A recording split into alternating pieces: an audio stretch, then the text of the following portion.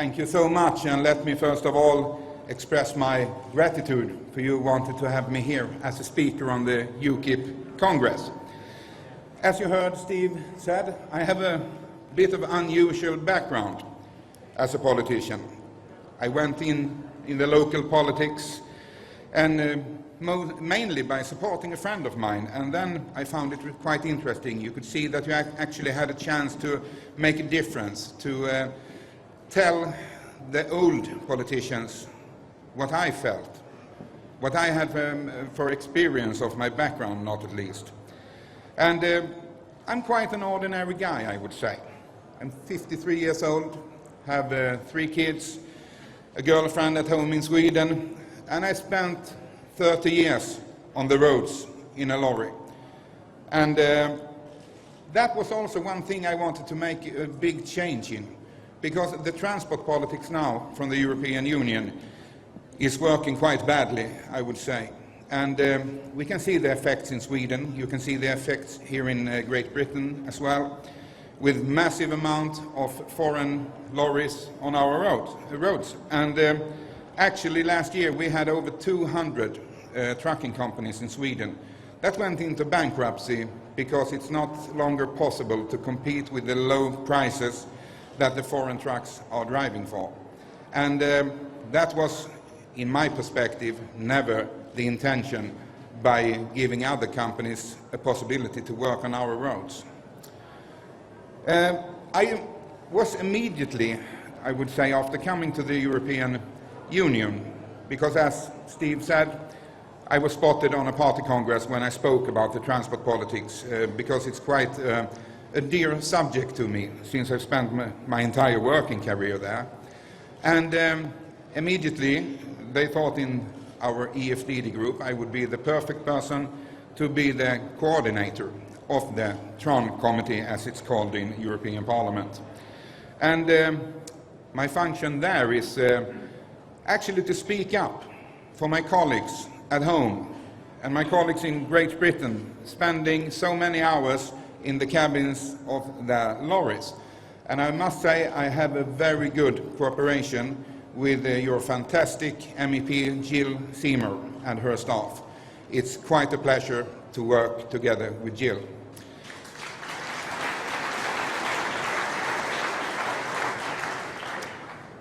Our mission in the committee became, like I said, to protect our national drivers. And you can hear a lot of talking today about social dumping, and that is drivers living months after months in their cabins.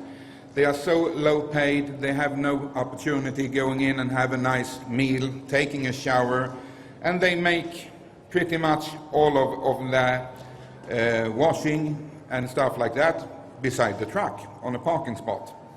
And we actually looked into what is the real problem. The social dumping, that is an effect. But the cause of this thing is actually European Union's cabotage rule system.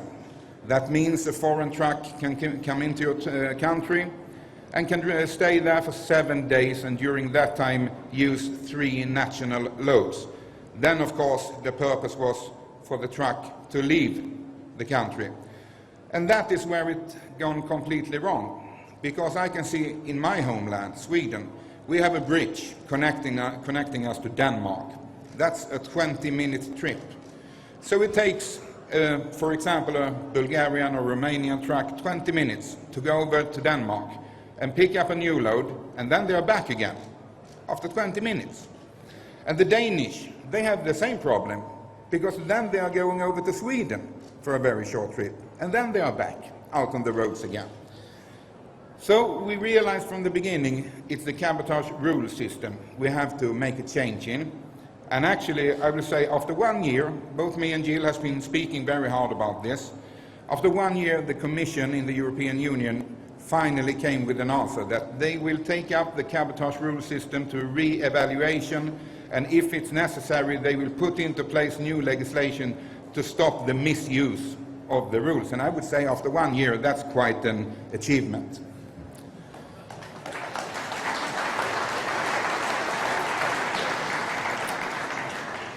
We also have a big problem with drivers. You can see them on the roads. It's quite clear they are not experienced very well.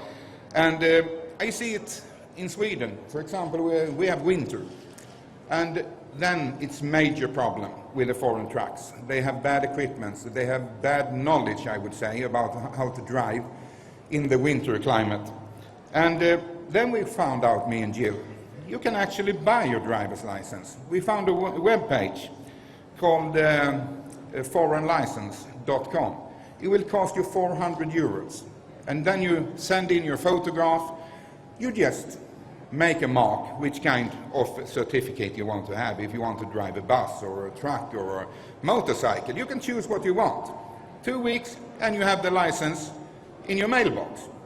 And there's absolutely no chance for the local police to check this, because they are not connected in a database. I've been talking as a suggestion to solve this, to have an international database in the Union that all the cross-border drivers has to register in the local police station so they can verify that it's actually a valid license they have. And then it would be possible for the police in Sweden and Great Britain to check the driver's driving license in that database and actually be able to see if it's valid or not. So that is one of the things we are working on. That's so much about the transport. Of course, I'm also very Eurosceptic. That is why I choose the party Sweden Democrats. I know you have read a lot about our party in the, not at least the media, that I would say is very left-wing, home in Sweden. And it was quite funny in the beginning in the parliament. I had several interviews with different magazines and television networks, and you know, they have created an image in their head. Oh yeah, here he comes, the Sweden Democrats. And you know what image they have made. And I'm coming in, 52 years old, truck driver, with a family at home, and I didn't really live up to their expectations, I would say. So there was quite a lot of funny moments, but still we have the problem that the media wants to create an image about us. And I would say it's the same thing for UKIP in Sweden. The Swedish media tries to build an image of UKIP that isn't really true, not at all. I've become, like I often say, like a member of the UKIP family. I really like all the UKIP people in the parliament.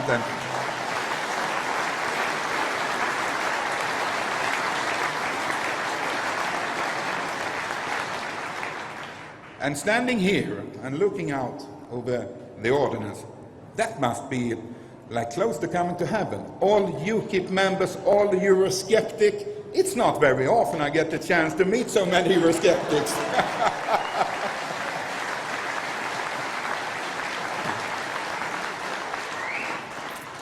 We also had a very specific goal from my party, the Sweden Democrats, when we were given 2 mandates in the Swedish elections for the European Parliament. And that was actually to become a member of the EFDD group, to follow UKIP, because there is no other party that has been so successful in criticizing the European political system. And in Sweden, I would say Nigel Farage is like a god, more or less.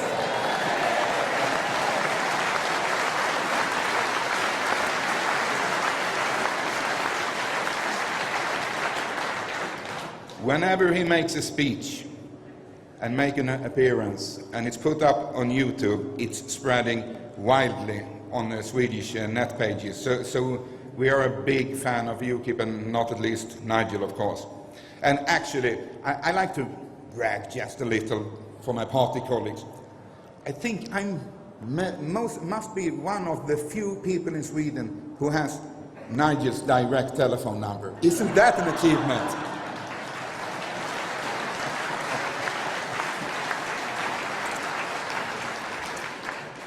They all get really impressed. I take my phone up and say, look whose phone number I have. That makes me really popular, but I'm not giving it out, so it's only when for myself. we had, as I said, a plan to be a member of EFDD and UKIP. And we had a meeting with Nigel. You know, from the beginning, Nigel made a statement that he didn't really see the possibility of working together with our party. And we struggled to get a meeting with Nigel because we knew also that he had seen the picture that the Swedish media wants to deliver of us.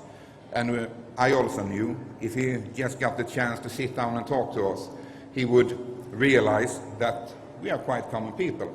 I'm a truck driver. My colleague, woman, Christina, she has been working in a sales agency, and the last time before we came into the parliament, she worked as a nurse. Nurse, you see, Swedish, that's difficult, but to translate everything into English. But it has been working out really well. We talked to Nigel for, I would say, half an hour in that meeting, and also Herman, Kelly. And after that, they actually realized that the image that they want to put up about us in the media isn't true at all. And you know it from here. You had the same situation. Everything you will, as a UKIP politician, say, the media will try to twist and turn into something bad, no matter what. I guess if we stood up and we said we love the European Union, we think they should decide everything, then we should be criticized for that. Because that is actually the thing. It doesn't matter what we do. They will twist and turn it into something negative. And that is just the way it is. But I was Eurosceptic when I came into the Parliament. And I can tell you, I haven't become any less Eurosceptic after actually seeing how it works there. I will give you an example. Last Wednesday, I had to fill in for the group in a dinner meeting that Martin Schulz, all the top names in European Union, including the chairman of the European Council, was in a dinner. 7:30 in the evening, the subject was to discuss the migrant crisis in the Mediterranean. And I came in there, and guess what? There was a table, very long, in the presidential suite, I think they call it, presidential room. And there were plates, gold-plated plates, covered with gold on the side. The forks, the knives were of silver, of course, the nicest ones.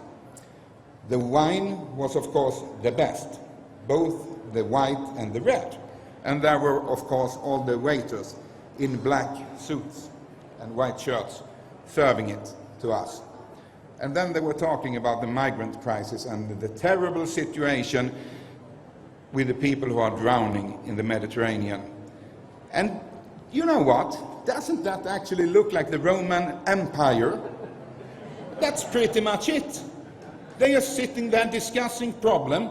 They don't have a clue how to solve the problem, but at least when they are discussing it, they can eat from gold-plated plates and have the wine.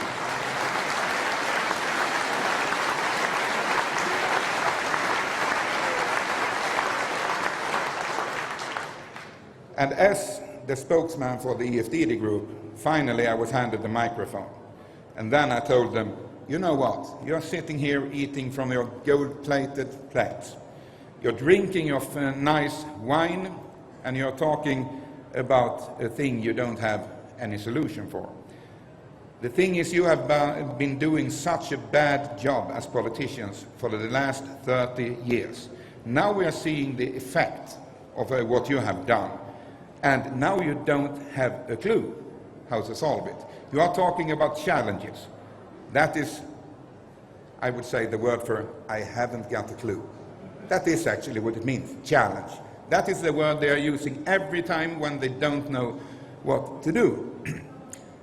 I also explained for them, you should have started like 30 years ago to give some support to those countries that are coming, fleeing to us today. Help them in the nearby areas, help them to build the infrastructure, give them clean water, give them plumbing, give them healthcare service. Then people would have a little bit of hope, and they would have stayed in the countries. But we didn't. We tried to solve the problem by taking in, from the beginning, few numbers, and today, you know, how big the numbers are. And now they are really proud in the European Union. They are letting in 160,000 refugees and dividing them up among their member countries. But that is like a drop in the ocean. There are 60 million people waiting on the other side that wants to have a better life. Of course, everyone wants to have a better life. What do you think will happen when you send the signal, just come here, we will fix it? But we can't. There's no chance we can fix it. I see at home in Sweden now, today we are receiving 1,000 people a day. And if you add to that in a couple of years they will have some relatives coming to join up with them, that means Sweden are growing now with the size of Gothenburg. That's the second largest city in Sweden. Every year we are growing with the size of Gothenburg. Of course, the governments have been forced to do cutbacks in the social welfare and the pension system, of course, for the retired people. And now it's in a real bad state. We were once known in Sweden that we were a country to be proud of because we took care of everyone. We took care of the sick people. We took care of the elderly people. And now we don't have the money. We actually have elderly people today that don't have the money to get their medicines. They will have to choose between eat or get your medicine. And it's disgusting. It really is. It is people who have worked their entire life, paid the taxes, and once they become old, there's no welfare system left. It's incredible. It's like a big fraud, everything that's going on. And we are just one party.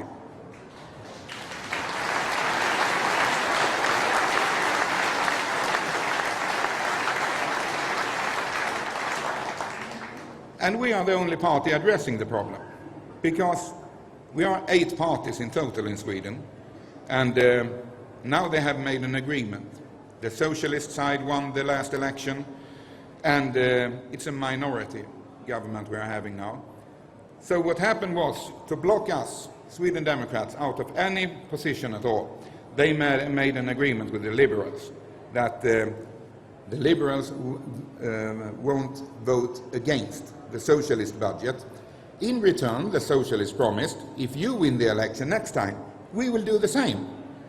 And then you will get your budget through, all to block us out. So today we have one opposition party in Sweden, and that is us, Sweden Democrats. The other one has gathered up in one corner, all 7 of them, and we are alone on the other side. But what's happening now is that finally are the Swedish people slowly awakening. The latest poll, we had 27.3%.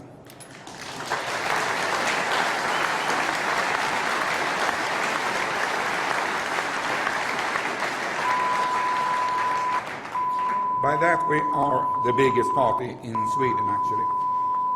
The socialists have 24-something% and the liberals around 20. So we have we came into the national parliament in the election 2010 by 5.7%. We had a new election last year in September, and in that election we had 12.7%, and in the polls now we have 27.3%. So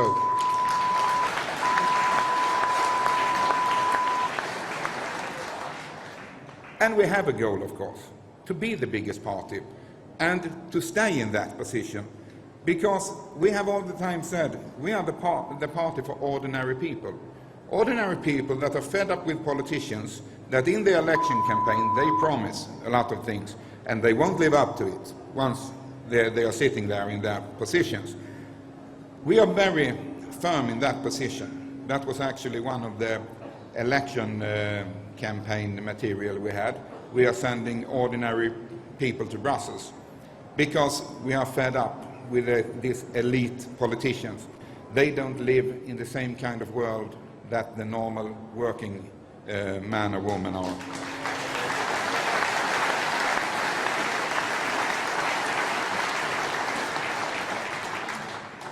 And I'm so happy to see you now, finally, you're in England going for the election, the referendum about staying or not staying in the European Union.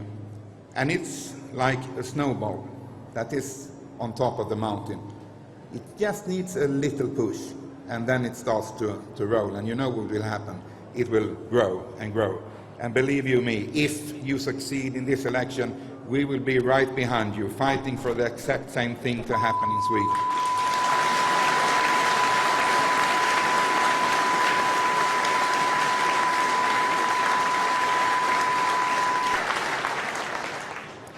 It's so important also that you, the common people, the ordinary people, are given the chance to use the thing we call democracy. The chance for the citizens to decide what they really want, not what the politicians want, because they don't actually have much knowledge about the ordinary people's lives.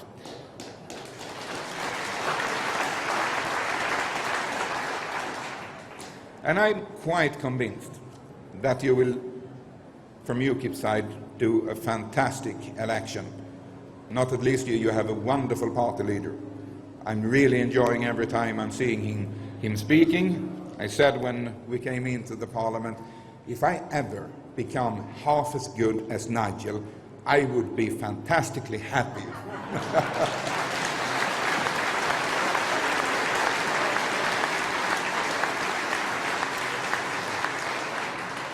Well, I mean, he's quite amazing.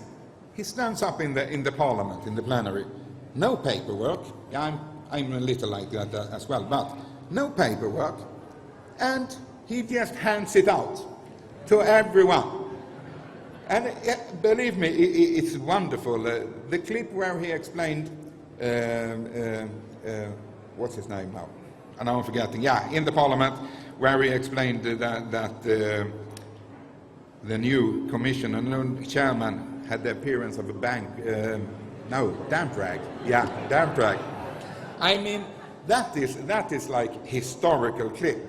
I think it's been shown in Sweden a couple of million times by now.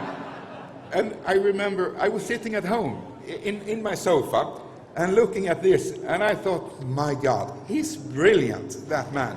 And can you understand, 1.5 years later, I'm working together with him. It's quite amazing. I went from my truck into local politics, and bam, I was in the parliament and working together with Nigel Farage. But it's unbelievable.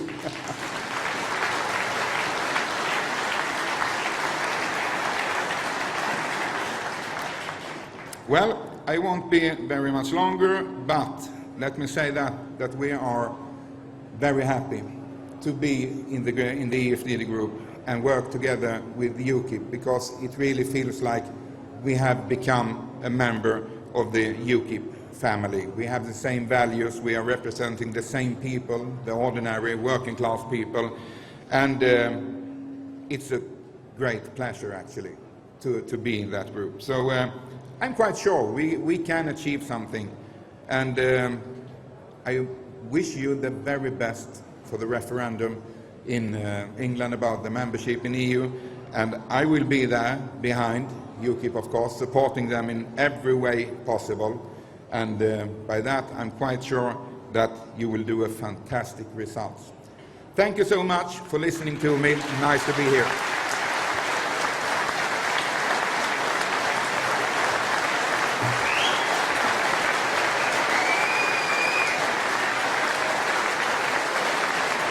You didn't frankly have the balls to put country before party.